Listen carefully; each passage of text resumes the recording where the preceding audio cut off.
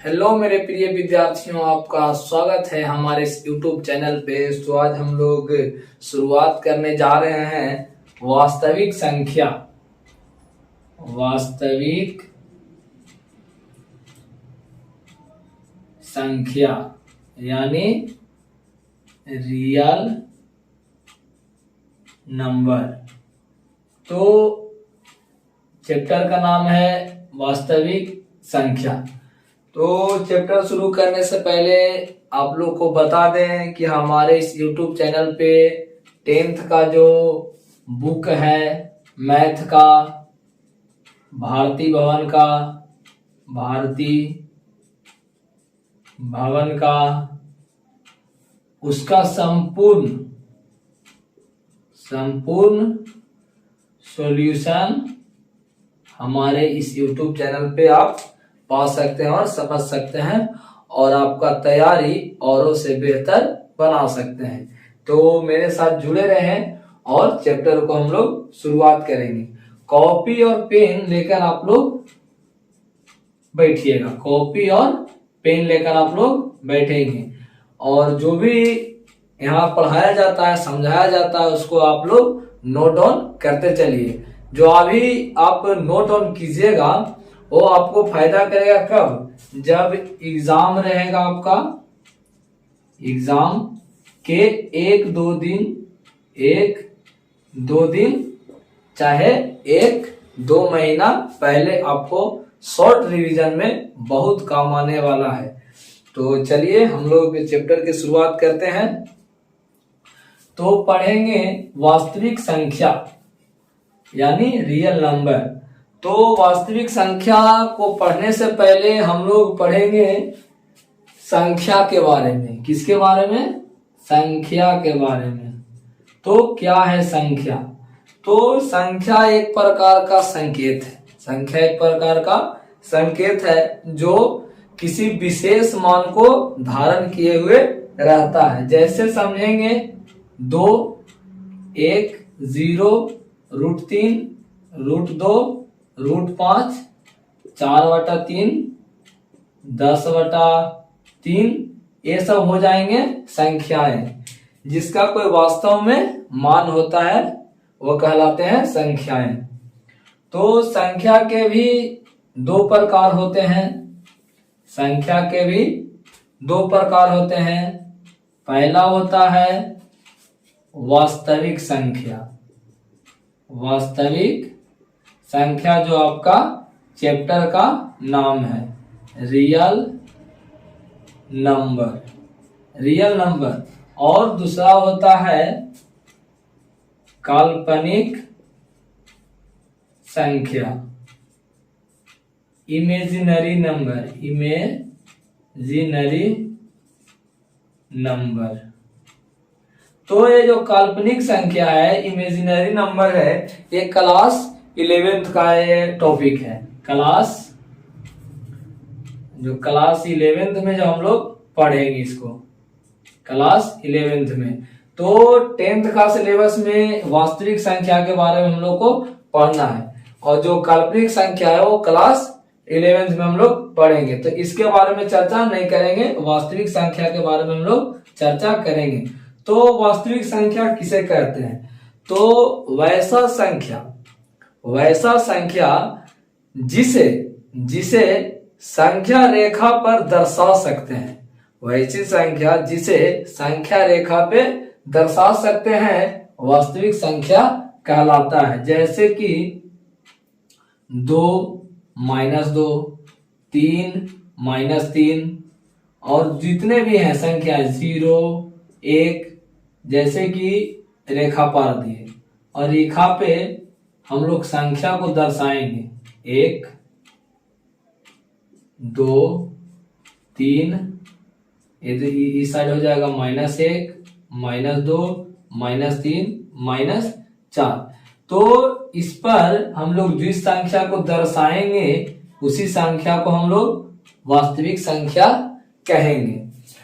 तो वास्तविक संख्या के भी प्रकार होते हैं, वो होते हैं परिमेय संख्या और अपरिमेय संख्या। परिमेय संख्या और अपरिमेय संख्या। तो पहला पढ़ेंगे परिमेय संख्या। क्या? परिमेय संख्या यानी रेशनल नंबर, रेशनल नंबर। और ये हो जाएंगे अपरिमेय संख्या, अपरिमेय संख्या हो जाएगा इरेशनल नंबर, इरेशनल नंबर। तो परिमेय संख्या किसे कहते हैं?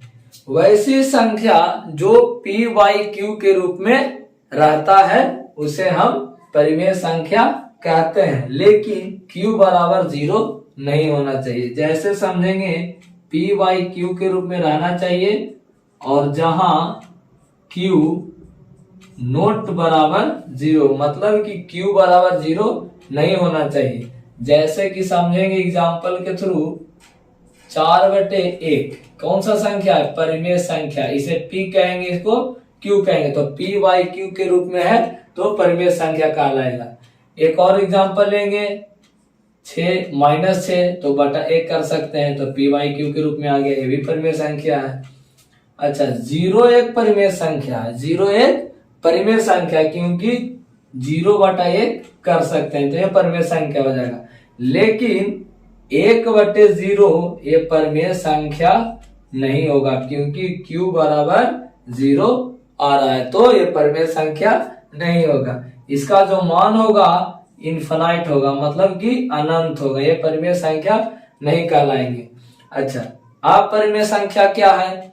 तो वैसी संख्या जो p/q के रूप में व्यक्त नहीं कर सकते हैं उसे हम अपरिमेय संख्या कहते हैं। जैसे कि √2, √3, √5 और एक और है पाई। तो जितना भी रूट में रहेगा, जितना भी रूट में रहेगा उसे हम लोग अपरिमेय संख्या कहते हैं, लेकिन रूट में रहेगा अगर उसका वर्गमूल निकल जाता है तो परिमेय संख्या नहीं होगा, वो हो जाएगा परिमेय संख्या हो जाएगा। अपरिमेय संख्या नहीं, परिमेय संख्या हो जाएगा। जैसे कि 25 लिखेंगे अंडर रूट में तो 25 का वर्गमूल होता है 5, 5 एक परिमेय संख्या है, 5 एक परिमेय संख्या है। अच्छा बात करते हैं पाई का, तो पाई एक क्या है?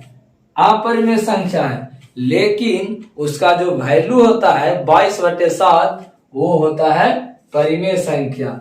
जो 22/7 जो वैल्यू होता है उसका वो होता है परिमेय संख्या, लेकिन जो पाई है वो होता है अपरिमेय संख्या, क्योंकि पाई का जो वैल्यू होता है 3.14 ... जिसका कोई अंत है नहीं, इसीलिए वो अपरिमेय संख्या कहलाएगा।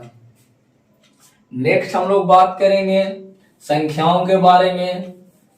हम लोग पूरा संख्या को कवर करेंगे।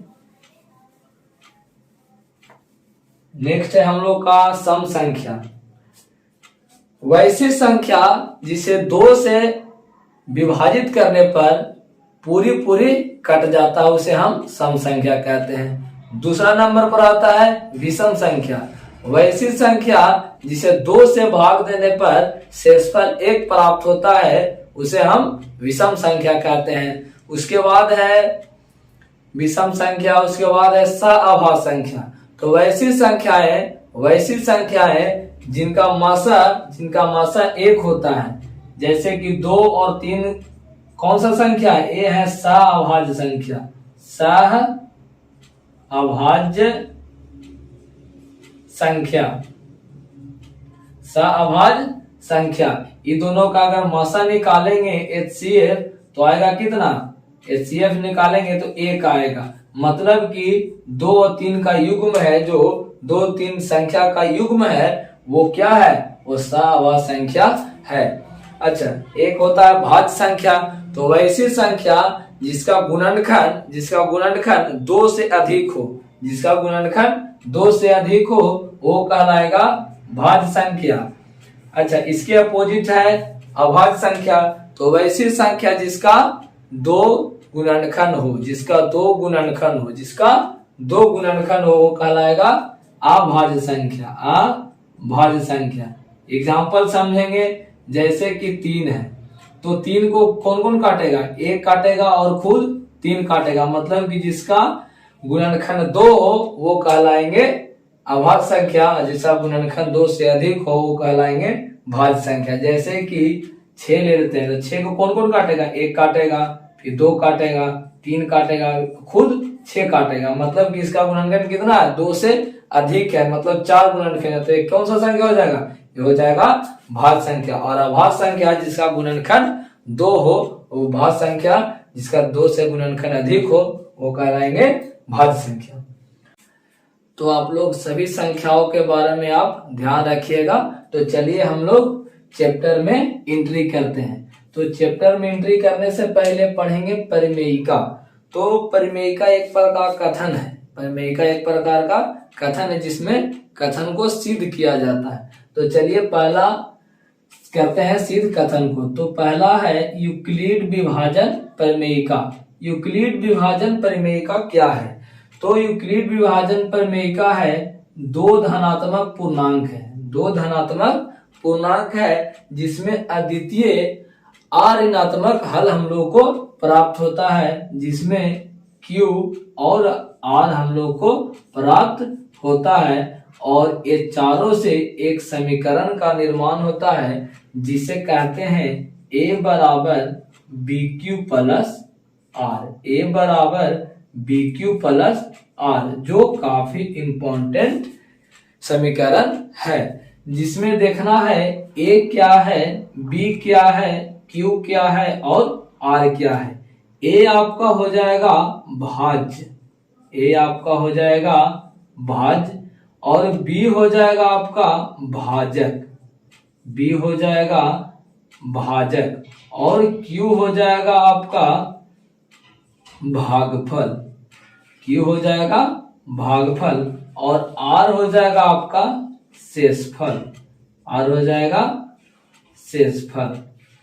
तो इस तरह से A बराबर BQ प्लस R के बारे में हम लोग समझते हैं, और ये बराबर BQ प्लस R है जो इस मेथड को फॉलो करता है। 0 से बड़ा होना चाहिए R और बराबर भी चलेगा, और R से बड़ा होना चाहिए B, मतलब कि भाजक बड़ा होना चाहिए आपका शेषफल से, शेषफल से बड़ा होना चाहिए भाजक। एग्जाम्पल के थ्रू समझेंगे, जैसे कि भाग देंगे हम 2 से 7 में तो 3 दूना 6 लगेगा, शेषफल 1 बचेगा।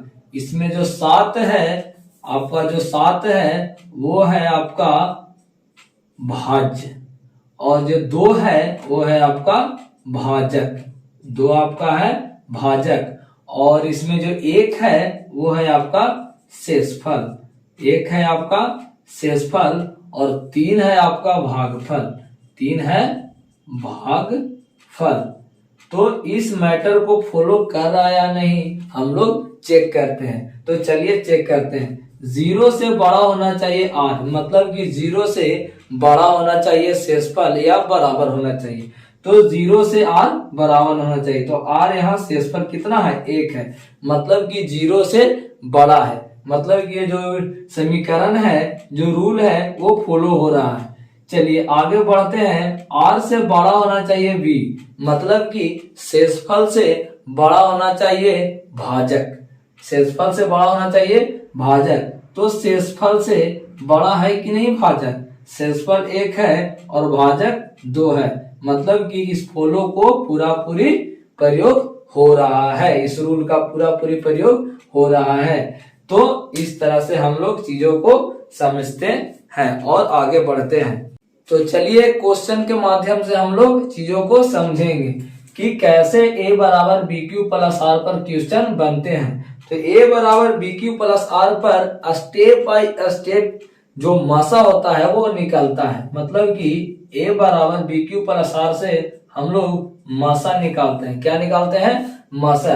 तो क्वेश्चन दिया हुआ है 12 और 34 का निकालना है मासा, वो भी एल्गोरिदम विधि से, वो भी एल्गोरिदम विधि से।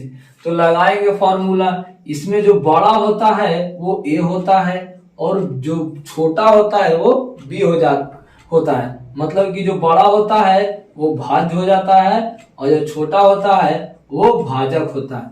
तो फॉर्मूला पर चलिए हम लोग बैठाते हैं। तो a बराबर बी क्यू प्लस आर, तो a बराबर बैठा देंगे 34 और b बराबर बैठा देंगे 12।